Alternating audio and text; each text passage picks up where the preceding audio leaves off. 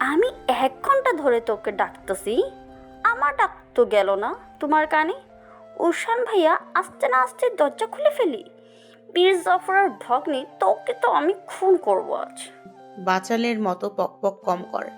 আমি এমনিতেই আমি এমনিতেই আরো কয়েক ঘন্টা পর দরজা খুলতাম। উষানের কথায় দরজা না খুললে সে বাবার কানে কথা লাগাতো, তখন বাবা চিন্তা শুরু করতো। বাবা এমনিতেই হার্টের পেশেন্ট, চিন্তা করলে অনেক সমস্যার পড়তো। রুহি কিছু বলার জন্য ওষ্ঠাধর প্রসারিত করতে রুমের ভেতর থেকে উষান হাঁক ছেড়ে মীরাকে ডাক দেয়। রুহি একবার রুমে উকিঝুঁকি দিয়ে শেষে মীরার পানে তাকিয়ে চিপিয়ে বলল, একবার উষান ভাইয়া যাক, তারপর দেখিস তোরে কি করি আমি। শব্দ করে পা ফেলে রুহি রুমের সামনে থেকে চলে যায়। তপ্ত শ্বাস ফেলে মীরা ওড়না টেনে রুমে প্রবেশ করে। ঘুটঘুটে আধারে নিমজ্জিত রুমটা এখন রোশনির ঝলকানিতে ঝলমল করছে। যদিও বাইরে রোশনির ধাপ প্রায়ই শেষ, কিন্তু কৃত্রিম রোশনির সাহায্যে রুম এখন সম্পূর্ণ আলোকিত।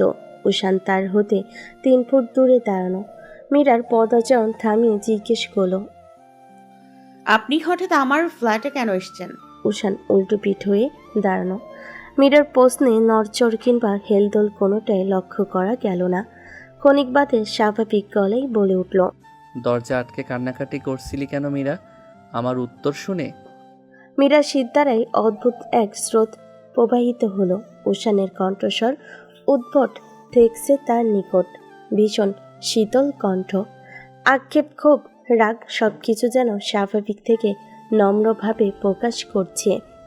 নিজেকে সামলে নিয়ে মীরা প্রত্যুত্তর করল, আপনার উত্তর শুনে কি আদৌ আমার কান্নাকাটি করার কথা? প্রশ্নটা বেকাপ্পা লাগলো না আপনার? প্রশ্ন নয়, তোর উত্তর বেখাপ্পা। তোর চোখ স্পষ্টত সকল উত্তর দিচ্ছে আমায়। তোর চেহারা আমায় বলে দিচ্ছে তোর অন্তরালের অপ্রকাশিত কথা। মীরা ধরা খেয়ে ইতস্তত বোধ করল।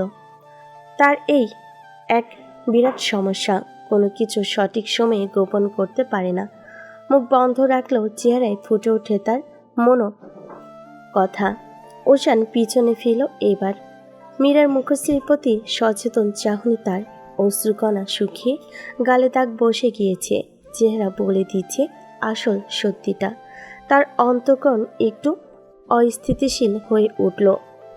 মীরা এগোলো উষানের সন্নিকটে গিয়ে হঠাৎ করে নিজের আসল সত্তার রূপ কাঠিন্যতা ফেলে ঠোঁট ভেঙে হু হু করে কেঁদে উঠল।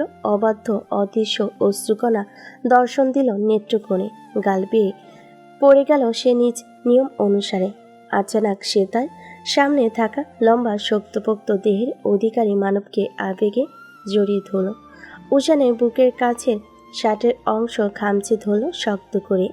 নিজ কার্য হাসিলের মাঝে মীরা একটুখানি চমকে উঠল বটে। পাথর মনের মানবটার শরীরটাও দেখি পাথর, পেটানো শরীর যেন লোহার মতন শক্ত। উষানের কোমর জড়িয়ে ধরে মীরা কান্নামাখা সুরে বলে উঠল, আপনি আমায় ভালোবাসেন না। এই কথাটা শোনার পর আমার এতটা কষ্ট হয়েছে যেন আমি এক্ষুনি দম বন্ধ হয়ে মারা যাব। কোনো মতে বাড়ি ফিরে দরজা আটকে বসেছি। হাতে নতুন একটা ব্লেডও নিয়েছিলাম সুইসাইড করার আশায়। ট্রাস্ট মি, তখন যে আমার মধ্যে কি চলছিল আই ডোন্ট নো। বারবার মনে হচ্ছিল আপনাকে না পেলে এই মুহূর্তে আমি পাগল হয়ে যাব। এমনটা হওয়ার কারণ বুঝিনি প্রথমে। অনেকক্ষণ চুপচাপ বসে থেকে উপলব্ধি করলাম আপনার মতো অসভ্য বদমাশ পাথর মানবটাকে আমি ভালোবাসি। মীরা থামল। হেসকির তালে কথা বলা বেশ মুশকিল হয়ে পড়েছে। উষান স্তব্ধ চোখে তার বুকে থাকা কন্দনরত রমণীকে দেখছে। এটা কি সেই মীরা যে তাকে ঘৃণা করত, সহ্য করতে পারত না? মীরার হঠাৎ পরিবর্তন উষানের মেনে নিতে কষ্ট হচ্ছে। এটা কি হলো? ক্ষণবাদে মীরা ছিটকে সরে আসে। মনে করলো এইমাত্র সে কি করেছে, কি বলেছে, সর্বনাশ! এটা কি করলো সে? আবেগের তাড়নায় এই নিষিদ্ধ ভুলটা কি করে করতে পারলো? মীরার অস্বস্তি, ইতস্তত অনুভূতি মিশ্রিত মুখশ্রী দেখে উষান বুঝল মীরা তখন নিজের মধ্যে ছিল না। হয়তো নিজের মাঝে চেপে রাখতে চেয়েছিল কথাগুলো। জোরালো শ্বাস ফেলে সে। পরিস্থিতি স্বাভাবিক করতে বলে ওঠে, ছি মীরা, এটা কি করলি তুই? আমার শার্ট, নাকের পানি, চোখের পানি সব এক করে মিশিয়ে ফেলেছিস। ধর এটা, সকাল আমাকে শার্টটা ধুয়ে বাসায় দিয়ে আসবি। উষান তার পরনের শার্ট মীরার সামনেই খুলে ফেলল। মীরা হকচুকি উঠল তৎক্ষণাৎ। তবে উষান ভিতরে টি শার্ট পরিহিত বলে ক্ষান্ত হলো। উষান মীরার হাতে শার্ট ধরিয়ে দিয়ে রুম থেকে বের হতে হতে বলল, নিজের অনুভূতি কন্ট্রোল করতে করা শেখা দরকার তোর। আবেগের দুনিয়া ছেড়ে বাস্তবতা দেখ, সব কিছুর পার্থক্য বুঝতে পারবি। উষান চলে যেতেই মীরা বিছানায় বসলো। লোকটা কি বলল? তার কথাগুলো কি ভালো মতো শোনেনি? ভালোবাসার মাঝে আবেগ শব্দটা টানছে কেন? সব চিন্তা ফেলে মীরা তার হাতে থাকা উষানের শার্টটা নিজের নাকের কাছে ধরল। শ্বাস টেনে উপলব্ধি করে প্রিয় মানুষের গায়ে মিষ্টি পুরুষালী ঘ্রাণ। দরজার ওপাশ থেকে সরে যায় উষান। বুক চিরে তার আপনা আপনি বেরিয়ে আসে দীর্ঘশ্বাস। এসবের শেষ কবে? কবে সে তার উপর আরোপিত বিশাল দায়িত্বের ইতি টেনে শান্তি স্বস্তির প্রিয়তম প্রহরকে কাছে টানতে পারবে? পুষাপে ব্যস্ত এরিক। কোথা থেকে তুলসী এসে তার পিঠের ওপর বসে পড়ল। মুখ থুবড়ে পড়ে যেতে নিয়েও নিজেকে সামলে পুষাপ করতে থাকে সে। ঈশ্বরবাদে থেমে থেমে বলতে লাগলো, মিস তুষি, এত সকালে আমার এখানে? তুলসী ভাবলেশীন গলায় উত্তর দেয়, কেন আসতে পারি না নাকি? আসার নিষেধ? তাহলে চলে যাই। স্টেজ, এইটা কখন বললাম? আসা নিষেধ হতে যাবে কেন? তোমার প্রেমিকের বাসা যখন খুশি তখন আসবে। স্টপ, পরে পুশ আপ করো, আমার কিছু কথা আছে, উঠে এসো। তুলসী এরিকের উপর থেকে নেমে ডিভাইনে গিয়ে বসল। এরিক উঠে দাঁড়িয়ে তোয়ালে দিয়ে অবশিষ্ট ঘামটুকু মুছতে মুছতে এগুলো তুলসীর নিকট। সন্নিকটে দাঁড়িয়ে কিছু বলবে, তৎক্ষণাৎ মাথার পিছন দিকটাই চাপ অনুভূত হলো তার। সঙ্গে সঙ্গে ছিটকে পড়ল সামনে। তারপর অনুভব করলো তার ওষ্ঠাধর এক কোমল অধর জোড়ার মাঝে আস্তে ধীরে বিলীন হয়ে যাচ্ছে। এরিক আশ্চর্য হয়, চরম আশ্চর্য। প্রায় 3 মাস নিজের কর্মস্থলে টানা থেকে আজ বাসায় ফিরছে উষান। এসেছে তাও ক্ষণিকের জন্য। তার দায়িত্ব অনেক। নিজের ফ্ল্যাটে থাকতে পারে না কখনো। কয়েক মাস পর পর আসে, এসে কিয়ৎক্ষণ থেকে চলে যায়। এখানে তার আগমন ঘটে মূলত ব্যক্তিগত কিছু কাজ সম্পন্ন করতে। উষান ক্লান্ত দেহ নিয়ে বাইরে নাস্তা আনতে গিয়েছে। ইচ্ছে ছিল মীরাকে দিয়ে সকালের খাবার বানিয়ে নিবে, কিন্তু 3 মাস আগে সেই ঘটনার স্মরণ হতেই সে ইচ্ছেটা মাটি চাপা দিয়েছে। শীতে কাঁপতে কাঁপতে বাহির থেকে খাবার এনে খাওয়ার পর্ব শেষ করে যেই না ঘুমোতে যাবে, তৎক্ষণাৎ নীরবতা ধ্বংস করে শব্দের উৎপত্তি হয় কলিং বেলের মাধ্যমে। উষান দাঁতে দাঁত চেপে পিড়পিড় করে বলে উঠল, ফর গড সেক। তীব্র তার পাশে শুয়েছিল। কলিং বেলের শব্দে চট করে আখিজোড়া উন্মুক্ত করে বিচ্ছিরি এক গালি দিয়ে বসলো আগন্তুককে। শেষে উষানের পানে দৃষ্টিপাত ফেলে বলল, এত সকালে তোর বাসায় কে আসছে? তুই যেখানে আমিও সেখানেই, কি করে জানবো কে আসছে? উষান ধমকে বলল। তীব্র উঠে বসে আমতা আমতা করে প্রতি উত্তর করল। আচ্ছা বুঝলাম, যা দেখ গিয়ে কে আসলো। উষান লম্বা কদম ফেলে দরজার নিকট এগোলো। পেছন হতে তীব্র উকি দিয়ে আছে। দরজা খোলার পর সামনে দাঁড়িয়ে থাকা ব্যক্তিকে দেখে তার দাঁত দিয়ে জিভ কাটল তীব্র। নিভৃতে নিজেকে কয়েকটা গালি দিয়ে বসলো। পরিশেষে বিড়বিড় করে শুধালো, ছি, ভাবিকে গালি দিয়ে ফেললাম। আল্লাহ মাফ করো, তওবা তওবা। মীরাকে এত সকালে দেখে উষান ঈশ্বর চটে গেল। মেয়েটার সমস্যা কি? আসতে না আসতেই বাসায় তার আগমন। উষান ধমকে সুরে বলল, এত সকালে কি চাই? আমায় ডিস্টার্ব করতে নিষেধ করেছি না? মীরা সূক্ষ্ম দৃষ্টিতে উষানকে দেখছিল। উষানকে আজ প্রায় 3 মাস পর দর্শন করা। মাঝে 3 মাস উষান ফ্ল্যাটে আসেনি। চিন্তা চোখে দেখার তৃষ্ণায় একাকার হয়ে ঘুম আসেনি মীরার। বারংবার মন একটাই বার্তা দিয়েছে তাকে, উষান কবে ফিরবে। অল্প কয়েকদিনের মধ্যেই এই ব্যক্তির উপর কতটা সে দুর্বল হয়েছে ভাবা যায়। উষানের প্রতি তার ভালো লাগা সৃষ্টি বহুদিন যাবৎ। উষানকে দেখলে তার বক্ষস্থল শীতল হয়ে যেত। মন অজান্তে চলতো এই প্রতিক্রিয়া। তারপর আস্তে ধীরে সৃষ্টি হলো ভালো লাগা। ঘৃণা বিরক্তবোধ করা ব্যক্তিটিকে জায়গা দিয়ে দিল নিজ অন্তমহলে। উষানের মুখশ্রী চাহনি, কথা বলার ধরন, হাঁটা চলা, সুটাম দেহ দেখে যে কেউ তার প্রতি দুর্বল হতে বাধ্য। মীরা এর একটা দেখেও উষানের প্রেমে পড়েনি। প্রেমে পড়েছে বিশেষ এক মনোভাব দেখে। মীরা, কেঁপে উঠল মীরা উচ্চস্বর শ্রবণ করে। ধাতস্থ হয়ে নিজের হাতের শপিং ব্যাগটা উষানের হাতে তুলে দিয়ে বলল, আপনার শার্টটা আজকে আমার বাসায় ফিরতে লেট হবে, তার আগে আপনার লাগে কি না তাই দিয়ে গেলাম। উষান খপ করে শপিং ব্যাগ হাতে তুলে দরজা বন্ধ করবে তৎক্ষণাৎ তাকে থামিয়ে দিয়ে মীরান নম্র সুরে বলল, এতদিন কোথায় ছিলেন আপনি? জাহান নামে। সশব্দে দরজা বন্ধ করে উষান রুমে ফিরে আসে। হাতের ব্যাগ ছুঁড়ে মারে ফ্লোরে, দুহাত দিয়ে চেপে ধরে মাথার চুল। না, ফ্ল্যাট ছাড়তেই হবে। অতঃপর ঘুমানোর প্রস্তুতি নিতেই তীব্র হুট করে বলে উঠল, মেয়েটার সাথে এমন ব্যবহার করছিস কেন? উষান কম্বল শরীরের উপর দিয়ে বালিশে মাথা এলিয়ে দীর্ঘ নিঃশ্বাস ফেল। নিরস কণ্ঠে বলল, যেমন ব্যবহার ও প্রাপ্য তেমন ব্যবহারই করি। ভালোবাসে তোকে, ফিরিয়ে দিচ্ছিস দে। এমন উগ্র ব্যবহারের কি দরকার? ভালো ব্যবহার করেছিলাম দেখেই আজ সে এই পর্যায়ে। শাসন না করলে আমার পিছু ছাড়বে না। জাস্ট কয়েকজন মেয়ের অপরাধ দেখে পুরো নারী জাতটাকে ঘৃণা করতে হবে? এটা কেমন হলো? ভুলে যা পিছনের কথা। মীরা অমন না উষান। প্রথম নারী যাকে আমি মায়ের পর সব থেকে আপন ভাবতাম, সে আমার চোখের সামনে আমার মাকে হত্যা করলো। দ্বিতীয় নারী যিনি আমার কাছে সম্মানিত ব্যক্তি ছিলেন, সে আমার মাকে হত্যা করে সাহায্য করলো। তৃতীয় নারী যে আমার সবচেয়ে কাছের বন্ধু ছিল, সে আমায় 1 মাস বিনা অপরাধে জেল খাটলো। চতুর্থ নারী আমার বোন, সে আমায় হত্যা করার চেষ্টা করলো। পঞ্চম নারী, সে তোকে আমার সামনে ক্ষত বিক্ষত করে ধোঁকা দিয়ে চলে গেল। এত কিছুর পর তুই আমায় নারী জাতির উপর বিশ্বাস করতে বলছিস? তীব্র, তুই পারবি বলতো? তীব্র স্তম্ভিত। না, এই ওশানকে বোঝানো তার কাম্য নয়। রাত 10টা ছুঁই ছুঁই।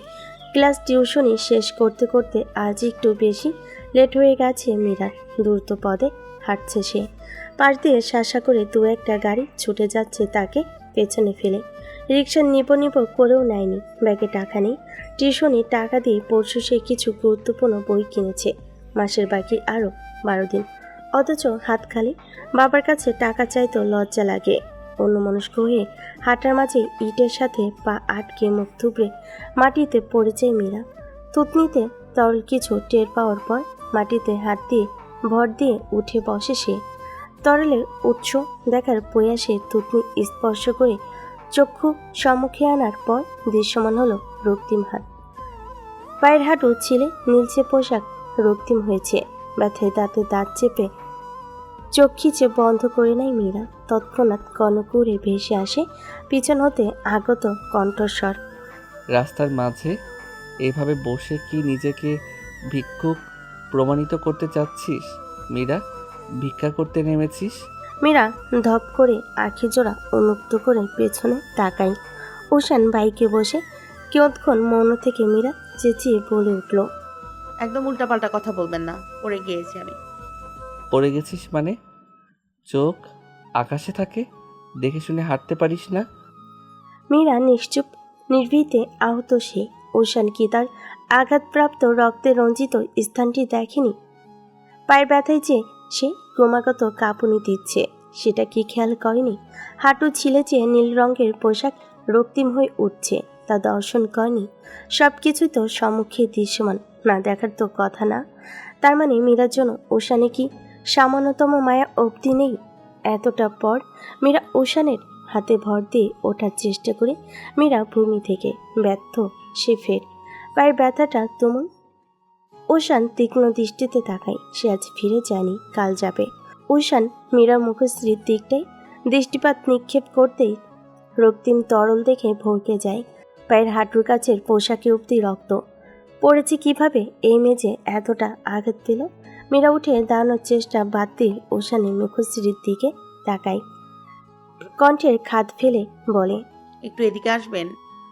কোমল আকুতি, মায়াভরা চাহনি, ভিতরে তিত্তির করে কাঁপা ওষ্ঠাধর। ওশান ঘর থেকে হোক কিংবা বাস্তবিক নেমে আসলো বাইক থেকে। শান্ত পায়ে মীরার নিকট দাঁড়াতেই ওশানকে চমকে দিয়ে মীরা দুহাত বাড়িয়ে দিয়ে বলল, কোলে নিন। নিঃসংকোচ আবেদন। ওশান বিস্মিতপূর্ণ দৃষ্টি ফেলে। কতটা সংকোচহীন আকুতি আবেদন, যেন ওশান কোনো পরপুরুষ নয়, তার অতি নিকট কেউ। অধৈর্যরা প্রসারিত করে ওশান রুষ্ট জিজ্ঞেস করে, মাথা খারাপ তোর? কি বলছিস জানিস? এই, তোর লজ্জা নেই? পরপুরুষকে কোলে নিতে বলছিস? ছি! ওশান বিদঘুটে রূপে মুখশ্রী কুচকে নিল। মীরা কিঞ্চিত হেসে অন্যদিকে তাকায়।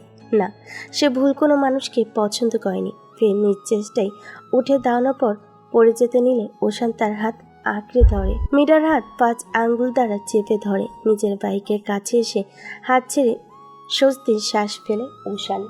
হেলমেট খুলে মীরার হাতে দিয়ে বাইকে উঠে বসে। তীক্ষ্ণ স্বরে বলে ওঠে, হেলমেট পরে জলদি উঠে পড়, আর 1 মিনিট লেট হলে তোকে আমি এখানেই ফেলে চলে যাব। মীরা ফটাফট উঠে বসল। আজ ইচ্ছে বশতই সে তার এক হাত স্থাপন করল ওশানের কাঁধে। ওশান মৌন, নীরব, নিলিপ্ত। কিছু বলে যে মীরা এখন সেই কথা সম্পূর্ণ অগ্রাহ্য করবে, তার সম্পর্কে অবগত ওশান। আধা ঘন্টার মাঝে কাঙ্ক্ষিত স্থানে পৌঁছে ওশান বাইক থামিয়ে প্রায় হুড়মুড়িয়ে নেমে পড়ল। ভুরু কুচকে নেয় মীরা। নিচে নেমে গিয়ে সংকোচ দ্বিধা ছাড়া ওশানের এক হাত আঁকড়ে ধরে বলল, রুম পর্যন্ত দিয়ে আসুন, অ্যাটলিস্ট মানবতার খাতিরে। বিতৃষ্ণায় ওষ্ঠাধর আকৃতি জয়ের ন্যায় করা হতে থেমে যায় ওশান। হেলমেট বাইকে রেখে হাঁটা ধরে সামনে। মীরাকে রুম পর্যন্ত দিয়ে এসে তারপর বাইক নির্দিষ্ট স্থানে রাখবে বলে মন স্থির করল। দোতলা অবধি দাঁতে দাঁত চেপে ব্যথা হজম করে নিজের ফ্ল্যাটের সামনে আসে মীরা। দরজা খুলে রুম অন্ধকার দেখে ওশান ভিতরে পর্যন্ত এগিয়ে যায়। মীরা আসার পথে দরজা বন্ধ করে দেয়। রুহিণী মীরাকে বিছানায় বসিয়ে ওশান লাইট জ্বালিয়ে দিয়ে বের হতে নিবে। তৎক্ষণাৎ মীরা বলে উঠল, কভারেটিভ ফার্স্ট এইড বক্স আছে, একটু এগিয়ে দেবেন প্লিজ। নেত্রযুগল চট করে বন্ধ করে রাগ দমন করার চেষ্টা করে ওশান। মীরাকে তার এই মুহূর্তে তুলে আছাড় দিতে ইচ্ছে করছে। বিনা বাক্যে ফার্স্ট এইড বক্স মীরার নিকট এগিয়ে দিতে কলিং বেলের শব্দ কর্ণকুহরে পৌঁছেই দুজনে। ওশান রাশভারী গলায় বলল, আমি দেখছি। দরজা খোলার পর সম্মুখে বেশ কয়েকজন ব্যক্তিকে দেখে একটু চমকেই ওশান। উপস্থিত ব্যক্তিদের মাঝে প্রবীণ এক ব্যক্তি, যিনি এ বাড়ির মালিক। তিনি উপস্থিত, সাথে কয়েকজন মহিলা এবং পুরুষ। ওশান কিছু বলার পূর্বে প্রবীণ লোকটি কর্কশ কণ্ঠে বলল, একই জায়গা থেকে আসছো বলে এতদিন তুমি মীরা কথা বলছো?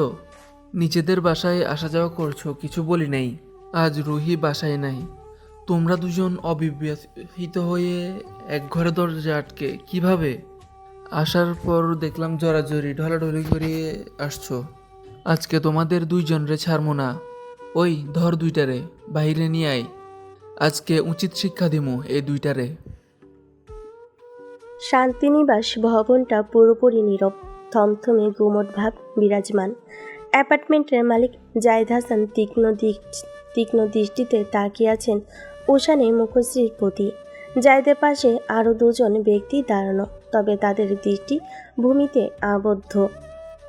ওশান শান্ত, নীরব, যেন কিছুই হয়নি, যা হচ্ছে সব স্বাভাবিক। অপরদিকে মীরার অবস্থা করুণ, অল্পতেই উত্তেজিত হওয়ার স্বভাব আছে তার। ভীতিগ্রস্ত নয়নে চারপাশে আর চোখে দেখে চলেছে। হঠাৎ মৌনতায় ধ্বংস সৃষ্টি করে জায়েদ বলে উঠলেন, উশান, কৈফিয়ত দাও। কি করছিলে রুমে দুইজন? আর আসার সময় এমন ঢলাঢলি জড়াজড়ি করে আসছিলে কেন? ওশান অদ্ভুত এক দৃষ্টিতে তাকালো জায়েদের পানে। অতঃপর সেই অদ্ভুত দৃষ্টিপাত খেয়াল করে জায়েদ কেঁপে উঠলেন কিঞ্চিত। কেন জানা নেই, উষান শীতল কণ্ঠে বলল, আপনার মতানুসারে আসার পথে আমি এবং মীরা ঢলাঢলি করে এসেছি। কে বলল আপনাকে এই কথা? নাকি নিজের চোখেই দেখেছেন? আমি দেখি নাই, আফিফা দেখেছে। ওই আমারে কইলো। ফাইন, আফিফা খালা কোথায়? ওনাকে ডাকুন, কথা আছে তার সাথে। জায়দের গলা শুকিয়ে আসছে বারংবার। উষানের ব্যবহার স্বাভাবিক ঠেকছে না। কোনো মতে এত বড় ঘটনায় উষানের বিচলিত হয়ে পড়ার কথা, অথচ এই ছেলেকে দেখো কতটা শান্ত গলায় কথা বলছে। জায়দ আফিফাকে হাঁক ছেড়ে ডাক দেন। আফিফা এই 10 তলা বিশিষ্ট ভবনের প্রত্যেকটা ফ্ল্যাটে কাজ করে। ক্ষণিকের মধ্যেই উপস্থিত হলেন আফিফা। তার পান খাওয়া ওষ্ঠদয় শুষ্ক, নেত্রের উপরিস্থ চামড়া কেমন তিত্তির করে কাঁপছে। মুখশ্রীতে লেপটে আছে আতঙ্ক। সেকেন্ডের মাঝে আফিফার মুখশ্রী সূক্ষ্ম দৃষ্টিতে পর্যবেক্ষণ করে নিল উষান। পূর্বের থেকেও অতীব শান্ত কণ্ঠে বলে ওঠে, আপনি নাকি আমাকে আর মীরার পথে ঢলাঢলি করে আসতে দেখেছেন? আফিফা মাথা তুলে দৃঢ় ভাব নিয়ে বলেন, দেখছি। লজ্জা নাই তোমাকে দুজনের? সি, এতই যখন শখ, বিয়া কইরা রুমে নিয়ে যা খুশি করো। বাইরে কি চক্ষু লজ্জা খাইছো? উষান তেসরা হাসল। নেত্রজোড়া তার এখন অবধি অচঞ্চল। মীরা পদে পদে চমকাচ্ছে উষানের ব্যবহারে। লোকটা এখনো এত শান্ত, প্রতিবাদ কেন করছে না? সে না হয় চিবুকের অসহনীয় যন্ত্রণায় শব্দ করতে পারছে না, কিন্তু উষান মৌনতা ধরে রাখা সম্ভব হলো না আর। উচ্চস্বরে বলল, আন্টি, কি বলছেন এসব? আপনি জানেন প্রমাণ আছে আপনার কাছে যে আমরা রাস্তায় ঢলাঢলি করে এসেছি? প্রমাণ তো মাত্রই পাইল সবাই। এক রুমে কি করতেছিল দুজনে কও? আশ্চর্য তো, আপনারা কি আমার হাত পায়ের আঘাত দেখতে পাচ্ছেন না? আপনাদের চোখের সামনেই তো রক্ত পড়ছে এখনো। রাস্তায় পড়ে গিয়েছিলাম অসাবধানতাবশত। আসার পথে উষান ভাইয়ের সাথে দেখা।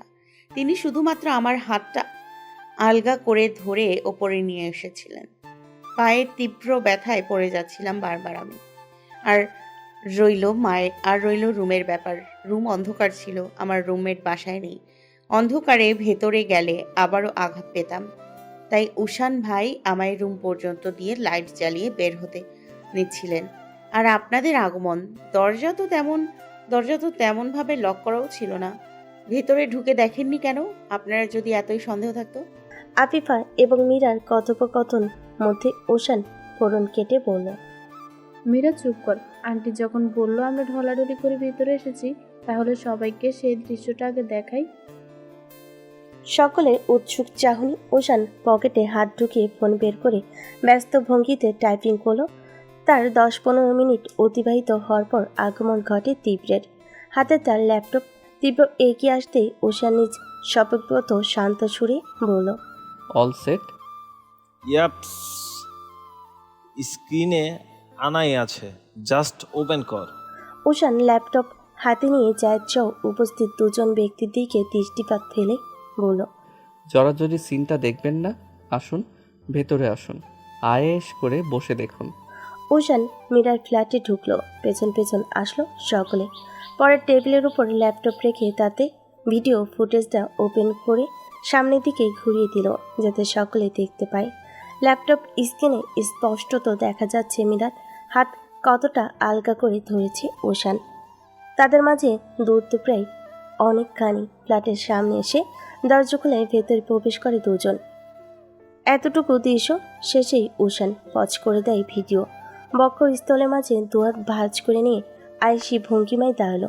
পরিশেষে বুক নাচিয়ে জিজ্ঞেস করলো, তো জড়াজড়ি করে আসছিলাম আমরা, তাই না আন্টি? সিসিটিভি ফুটেজ ছিল এটা। জায়দ হাসান চটে গেলেন তৎক্ষণাৎ। ক্ষুব্ধ নেত্রে আফিফার ফানে চাহনি নিক্ষেপ করে বলেন, আফিফা, এসব কি মিথ্যা কথা কইলা কেন? ওনার প্রতি ক্ষুব্ধ হওয়ার পূর্বে সর্বপ্রথম নিজের দোষটা দেখা উচিত ছিল না আঙ্কেল? সব কিছু সম্পর্কে খোঁজ নিয়ে তো আসা উচিত ছিল না?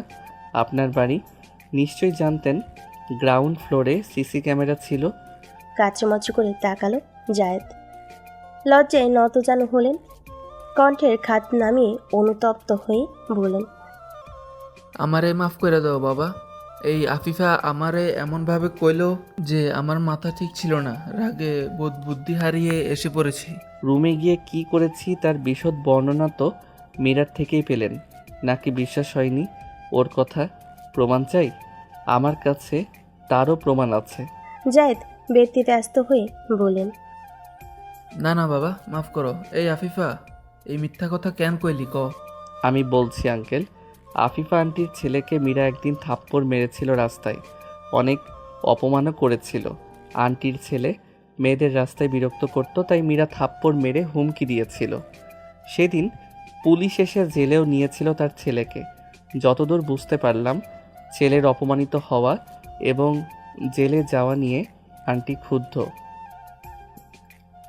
তারই হয়তো শোধ তুললেন, মাঝে আমাকে ফাঁসালেন। আফিফা ন্যাকাস্বরে কেঁদে উঠলেন।